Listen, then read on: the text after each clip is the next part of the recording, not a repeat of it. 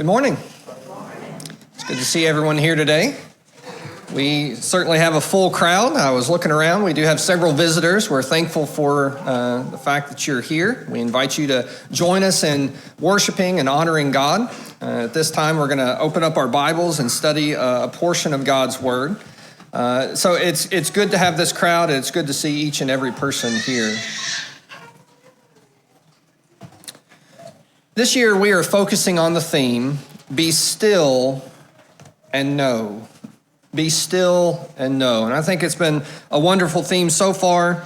I'm looking forward to further studies, and I'd like to bring a lesson from this theme this morning.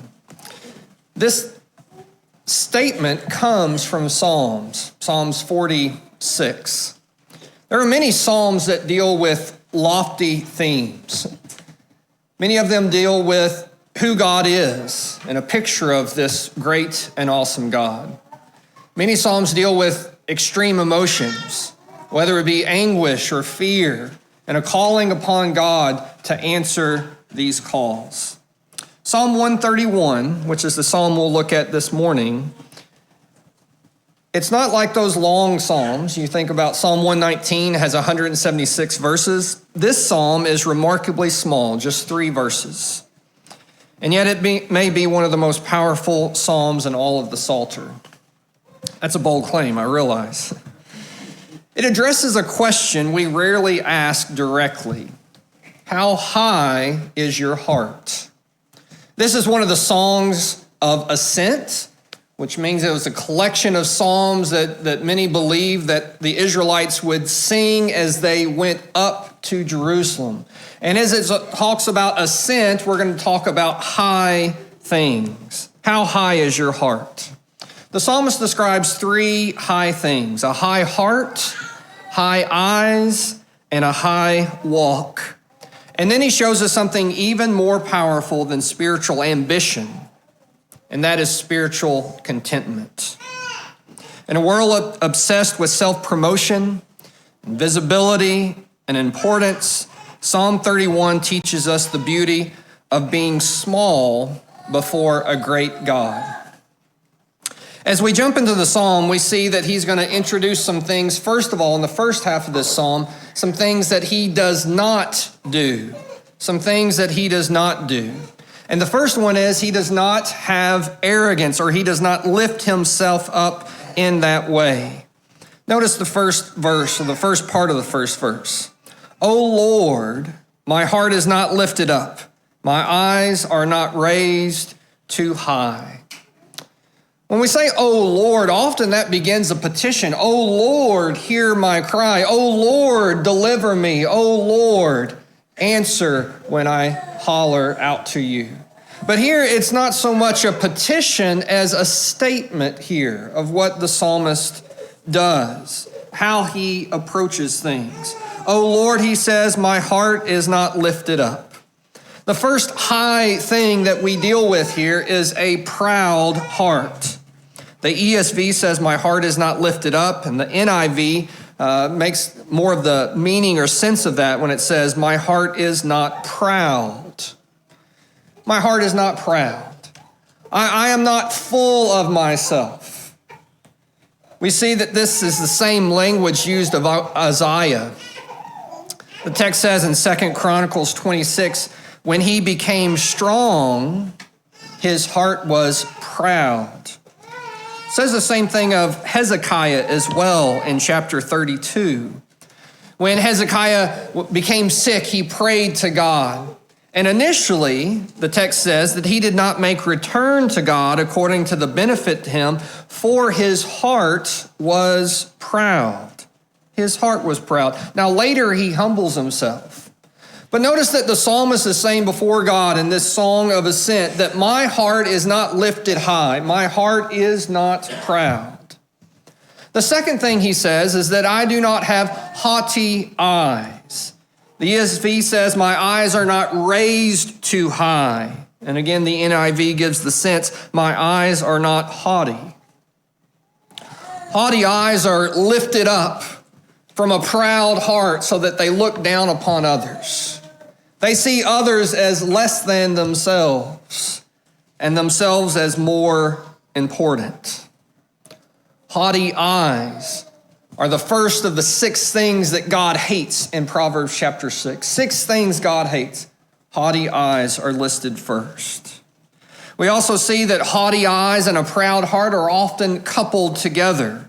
For example, in Proverbs 21 and verse 4, haughty eyes and a proud heart, the lamp of the wicked are sin. And you can see that progression, can't you? When you lift your heart up, when you become proud of who you are, you often look down upon others.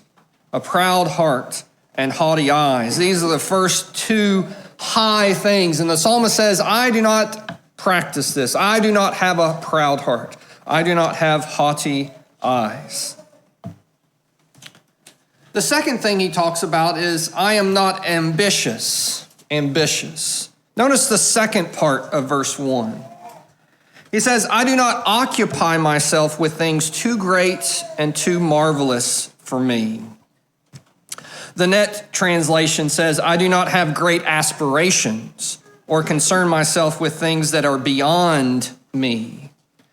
When I see the language there of the ESV, I do not occupy myself, it makes me think of really my thought process. I'm not dwelling on, I'm not thinking about. It's almost as if the psalmist is saying, I'm not going to engage in philosophical discourse or thoughts that take me beyond myself. But I think the idea, though, is more than just a thinking process. In fact, the Hebrew word here is halak, which simply means to walk. It says, I do not walk in things that are too great or too marvelous for me. The other thing that we'll notice here with this pretentious walk is that the language there of that which is too great or too marvelous are often things that are applied to God. That's the description of how God acts. For example, in Psalm 86 and verse 10, it says, for you are great and do wondrous things. You alone are God. And again, in Psalm 136 and verse 4, to him who alone does great wonders, for his steadfast love endures forever. Not only is God great and awesome in his person and being, but he does great and awesome things, and he alone, both of those passages stress. He is the only one that can do these great and mighty things. So if we take it from that standpoint here, we see God's great acts of salvation, God's great acts of power. The psalmist says, I'm not walking, I'm not doing those things that God does. And certainly that may include reflection or what we think about, but I think it goes even beyond that to a pretentious walk. Pretentious simply means to elevate ourselves above what we are actually able to do. And that's what he says, I am not doing. There are things that are too great for me and too marvelous, things that God does and God alone, and I am not walking in those things. I am not carrying out those things. That is reserved for God. You know, this is a little bit different message than we get from the American ethos or spirit, isn't it? It's all about ambition. How much we can do, how much we can accomplish. We need to shoot for the stars and accomplish as much as we possibly can. But the Bible tells us that there are limits to who we are and what we can do. There are certain areas we simply should not go. We allow room for who God is and what he can accomplish.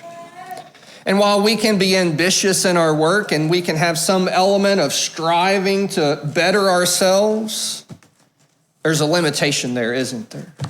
And so we need to be careful about ambition, because we can become too focused on ourselves and we can push God out of the picture. But notice in this song of ascent, these 3 high things: a heart that's lifted up, eyes that are raised, or walking in things that are too great for me. So then we move to verse 2. John Goldingay in his commentary translates the first part of verse 2 no exclamation point, but rather. And I think that's what we have within the psalm. The first half deals with things that I am not doing to lift myself up, but rather. What is he doing instead? The first thing he says in verse 2 is that I have calmed and quieted my soul. That's the ESV. The Net says, indeed, I am composed and quiet. Instead of a proud heart and haughty eyes, he says that he has soothed and quieted his spirit. The words for soothe here is to make level. In Isaiah 28, it talks about making ground level. You're taking that which is high and bringing it to its appropriate place. And so it is with the arrogant or proud heart. He says, no, I have brought my soul, my spirit, where it should be, not in arrogance. I have calmed myself. The word for quiet means to be at rest, or to be still. In fact, this is the same language that's used of Joshua in chapter 10, when he called upon the Lord to have the sun stand still. What an appropriate image of what's being described here. The sun works like clockwork in its activity. It doesn't rest. It's always going. It's going continually. There is no stop. And yet, Joshua says, let the sun be still. That's the same language here used of the Spirit. We're much like the sun, aren't we? Full of activity. We're always going. And yet, the psalmist says that I have quieted my soul. I've come to a place of stillness. We often don't do that, do we? Even if we sit still, our minds are racing. But the psalmist says that I have become still and quiet. This recalls the Bible's call to meditation.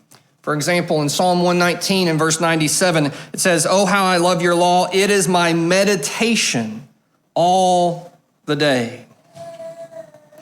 You know, meditation is something that's very popular in the world. In fact, there are many Eastern religions that talk about meditation and the benefits that can come about because of that. One difference, though, is sometimes people look at meditation as simply emptying our mind, clearing our mind. And while that might be necessary at first, if you have a very active mind, the Bible talks about not so much clearing our mind, but filling our mind. Not with different things that are going every different direction, but filling it with what is true. Filling it with the fundamental truth. It's more of a focus. When we meditate upon God and His Word, it's an occupation or a concern. Not so much a clearing of the mind, but a focus on essential truths. And here we see that the psalmist says that when we meditate on God, we fill our minds with His great character and we dwell upon His Word, its truth, and its benefit for us. Yes, we need to meditate. We need to focus. And that means we're going to have to remove distractions. We're going to have to quit bouncing around on our activity list, and we're going to have to be still and quiet our soul. Because what that does is it allows room for God. And that's what busyness is. It's a crowding out of God. I've got this. I can do everything. I've got to do everything. But the psalmist says that I have soothed and quieted my soul. He goes on in verse 2 to say that I have quieted or calmed my soul like a weaned child with its mother. Like a weaned child is my soul within me. You know, a lot of commentators look at this and they begin to question the age of the child. In fact, intuition would almost say it's more like an infant, one that is still nursing. Maybe that's the idea, but this says not so much an infant, but one that is weaned. And you may have a toddler in ancient Israel around 3 years of age was the time when a child would be weaned. You may have a toddler and think, my child is never still. They're always going. They're always moving. But maybe they're like the sun in that all of that activity makes the point all the more. Have you ever seen a child that is full of activity and all of a sudden they fall and scrape their knee? What is it that they want at that time? Is it more activity? Well, they'll get to that in a second, but what they want is to be comforted and quieted by their mother. Or you may think about at nighttime, all of this activity of the toddler, and he's going non-stop, but at night, it may be that he calms himself and he falls asleep on his mother. It's a beautiful picture here, isn't it? And that relationship between a mother and child. The mother can calm their child. There's also a discussion about what it means here in verse 2 when it says that like a weaned child with its mother. That's the ESV. There are other translations that translate upon. In fact, the Net translation brings out this possibility when it says like a young child carried by its mother.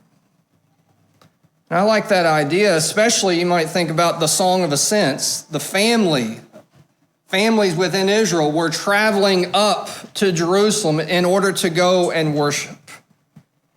And it may be that the mother was carrying their child. And you see the peace and the comfort that that child could have because of it. But ultimately, this analogy points us to God as our great comforter and the peace that we can find in him. As Isaiah closes in chapter 66 and verse 13, it says, as a mother comforts her child, so I will comfort you. God is the ultimate comforter and gives us comfort and peace. So the psalmist says that I have calmed my mind because I am in the presence of God. I'm like a young child with his mother. And we find this comfort in God. But then we turn to verse 3, which changes the person in which it's said. The tone changes. The first two verses are first person. Notice what I have done. My heart is not lifted up. I do not occupy myself with things too great. But verse 3 changes it to second person as it addresses Israel. O Israel, hope in the Lord from this time forth and forevermore. The psalmist moves from an individual disposition of humility and reverence to a call to Israel. And again, as they were going up the Song of Ascents, they would go up to Jerusalem to worship. It reminds me of the kind of heart that a worship leader or someone that would lead others in worship should have. Not so much of merely calling others to worship, but there's something that needs to happen within us before we would speak to others about God. And that is a humility, a reverence. We all need that, but that's true if we're going to call others to worship as well. I think we see that in this psalm. I have lowered myself. I am not too high. And he calls upon Israel, hope in the Lord. This psalm is closely related to waiting and hoping that we see in the previous psalm. In Psalm 130 and verses 5 through 7. There it says, I wait for the Lord, my soul waits, and in his word I hope. My soul waits for the Lord, more than watchmen for the morning. More than watchmen for the morning. Hope is more than wishful thinking, and waiting is more than passively allowing time to pass. Hope is a confident expectation in God and what he will accomplish. But it's not bringing demands upon God, saying, God, you will do this right now. But rather it's coupled with waiting, isn't it? If we hope in the Lord who is all-powerful and almighty, there's a component of waiting that needs to happen because we don't get to dictate when that happens or how that happens. God in his infinite wisdom, the God that we hope in, will bring about what he promised. But he'll also do it in his time, in his wisdom. And so as we hope in God, we also must wait for the Lord. In verse 7 of Psalm 130, it says, "O Israel, hope in the Lord." That's the same thing we see in Psalm 131. Hope in the Lord. For with the Lord there is steadfast love, and with him is plentiful redemption. Our God is a good and awesome God, isn't he? This psalm does not talk about how great God is. It assumes it. Because God is so great, what should our response be? And I think this psalm points to our attitude that we need to have before God. I don't know that I can talk about each one of these individually. They are a combined picture, a package, aren't they? This psalmist calls upon us to have humility, to lower ourselves, submit ourselves to God, to live with reliance and trust and dependence. And because of that, we can be calm.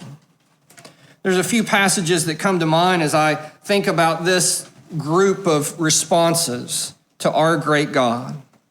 In 1 Peter 5, verses 6 and 7, there it says, "Humble yourselves, therefore, under the mighty hand of God, so that at the proper time he may exalt you, casting all your anxieties on him because he cares for you."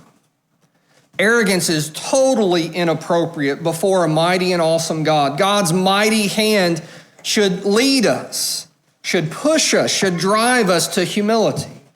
We can't stand and think about God and who he is. We can't dwell upon his character and come out the other side with arrogance. So the psalmist says, humble yourselves before God's mighty hand. But notice that it says that he will exalt you at the proper time. This idea of humility and submission involves a waiting, an allowing time for God to work, understanding that we don't get what we want right away. But at the right time, God will exalt us. We may live with anxieties, but here the text says that we can cast those upon our great God, and we can find calmness in the storm. And we can do that because our great God is not a dictator. He's all powerful, and normally if someone were evil and all powerful, we would certainly be afraid and terrified of that kind of powerful being. But that's not God. He is all powerful, and he is just and right, but he is loving and caring. And so we can cast our anxieties upon him. James has a similar message in James 4, verses 6 through 10. There it says, but he gives more grace. Therefore it says, God opposes the proud, but gives grace to the humble. Submit yourselves therefore to God. Resist the devil, and he will flee from you. Draw near to God, and he will draw near to you. Cleanse your hands, you sinners, and purify your hearts, you double-minded. Be wretched and mourn and weep. Let your laughter be turned to mourning and your joy to gloom. Humble yourselves, therefore, before the Lord, and he will exalt you. Here, this passage also talks about humility, doesn't it? We should be humble. God opposes the proud. And so we should seek to humble ourselves. And it says, submit yourselves, therefore, to God. We're reminded within this passage of James that the idea of submission, of waiting, of humbling ourselves is not a passive activity. But as we do that, we draw near to God. We cleanse our hands. We purify our hearts. We weep and we mourn. It's not that it's passive, but we let God be God. We don't try to do what God can accomplish. We don't occupy ourselves or walk in the things that are God's, that are too great for us. But we make room for God to work and to accomplish his will. And we work within that parameter, that God is God and we are not. And again, this passage says in James 4, humble yourselves before the Lord and he will exalt you. Again, there's a proper timing to what God will accomplish. And we hope in God. We have confident expectation in him, but we have no right to demand when or how God accomplishes all that he will accomplish. We see a picture of reliance and trust and calm. When we let God do the things that he is so powerful to do, we don't have to take that upon our own shoulders, do we? We can be like a child resting upon its mother. We rely on him and trust in the one who created all things. Psalm 131 calls us to come down from the heights of pride and rest in the strength of God. We do not lift our hearts in self-importance. We do not raise our eyes in comparison, and we do not walk in pretension. No, but rather, we quiet our souls. We take the posture of a child who has learned that peace is not found in mere striving, but in staying close to the one who saves. Before a great God, humility is not humiliation, but rather it's freedom. It frees us from proving ourselves. It frees us from the anxiety that we can cast upon him. It frees us to hope in him. Again, we allow God to be God. So lower the high heart, still the restless soul, and draw near to him.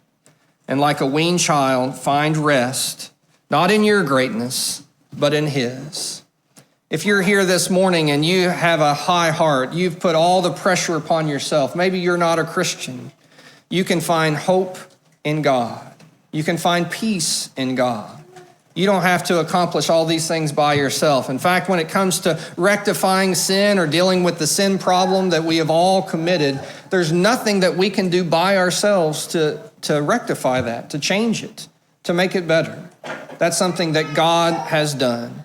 He sent his son to die on the cross for our sins. And we can believe that Jesus is the Christ, repent of our sins, and confess him before others that he is certainly the Christ. Be baptized in the water for forgiveness of sins.